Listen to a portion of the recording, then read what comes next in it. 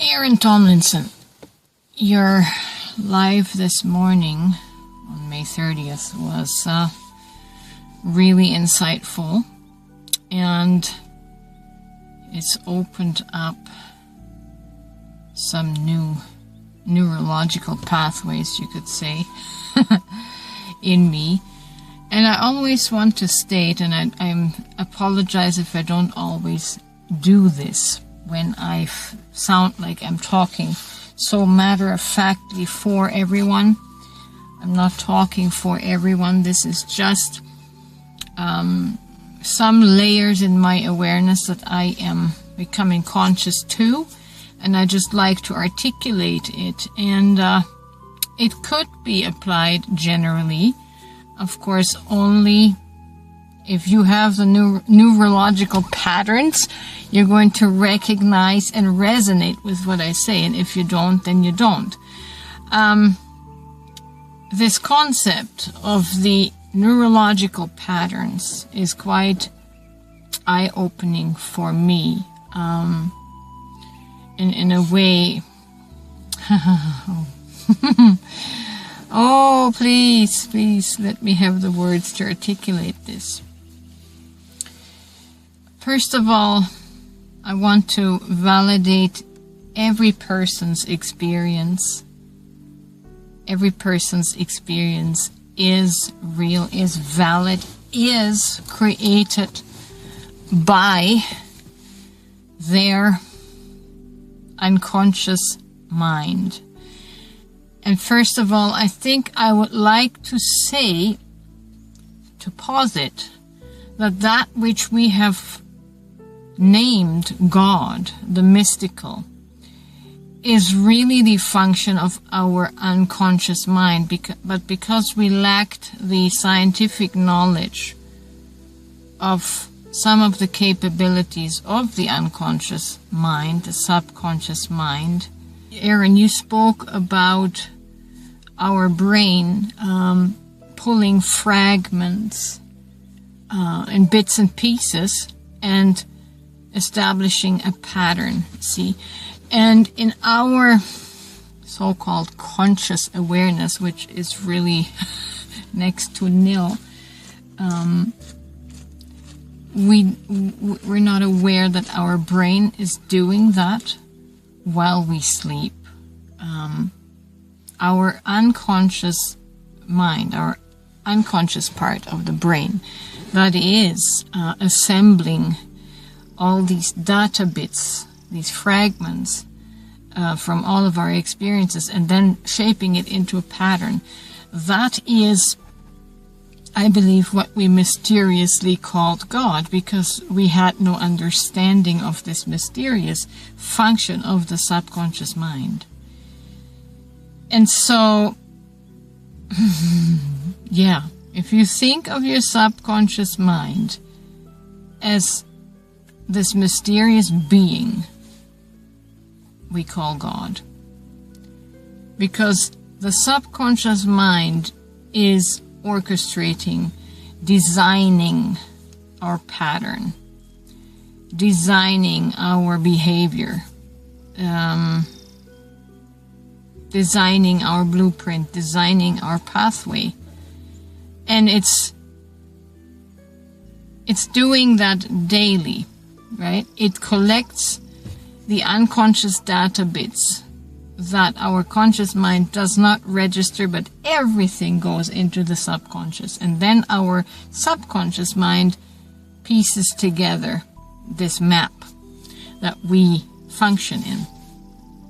So I would call that God. That is the mysterious energy, the mysterious essence that orchestrates our life. And it's not far off in the cosmos. It's right in here, in this magnificent brain. And this also in part answers the question of whether we have free will or not. The unconscious part of us has the free will, but the conscious part that is aware of 5% does not have free will, because our life is designed, controlled, patterned according to the unconscious brain that every day draws out our next pathway, right? That we're going to follow in this pattern. So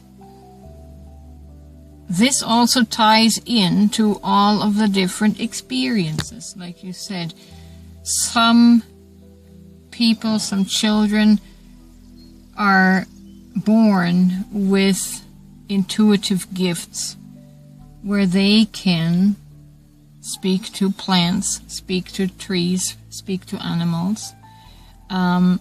That is their pattern. Their unconscious mind. I like to call it soul because it transcends our chronicle human lifetimes, because it gathers data bits from many, many lifetimes before. And so, again, the unconscious mind, the soul, draws up this blueprint, this map from all these data bits that then becomes our reality. And it's all valid. It's all valid. The point I'm trying to make is, for me, while I can validate everyone's experience, even the people that have a relationship with God in the Christian sense or with Jesus, I can acknowledge that that is helpful to their neurological patterning, right? I remember consciously, specifically asking the universe, asking God to not let me see visions of ghosts and extraterrestrial activity, paranormal activity. I specifically asked for that. I don't know why. Something in my unconscious said, let's cut that out. And I don't know if it was meant to assist me into breaking through into this union consciousness, to get rid of all the visual clutter and to get straight to source consciousness, and then I can walk myself backwards from that and recognize and acknowledge that all those experiences are valid. But they are those billions of bits, data bits, that God, that this consciousness has fragmented itself as, to create these different experiences. I don't know if this makes sense. I'm just rambling. But I'm sure there will be many musings following this as I will listen to your live stream again, because you raised so many interesting points. I just want to say that all experiences are valid. But then my mind, my awareness, always likes to go deeper and ask the why. Why are you identifying with that? Why are you attaching an identification to the experience? Why can't you just see that as, okay, that's a unique experience. It's a unique expression of God, right? Manifesting within my visual. But then what we do is we attach our identity to the experience, and then we get the same thing that we have in Christianity, where we have to make everyone conform to our experience and to what we see, right? And that's where I will give a little bit of pushback, okay? While I can acknowledge and validate your experiences, I have to dismiss it when you start pushing it on me and insisting that I have to have that experience as well. That's where I draw the line. I can honestly live and let live.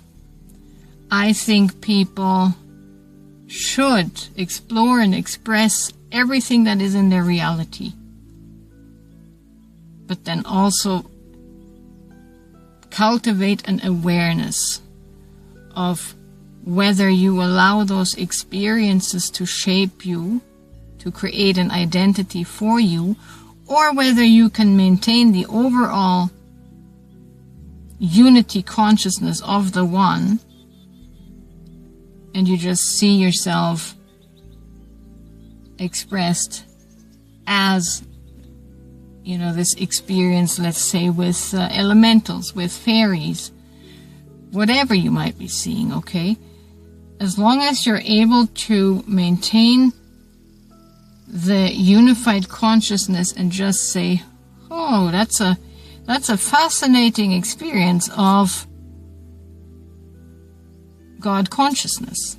It's a fascinating, unique manifestation of God consciousness.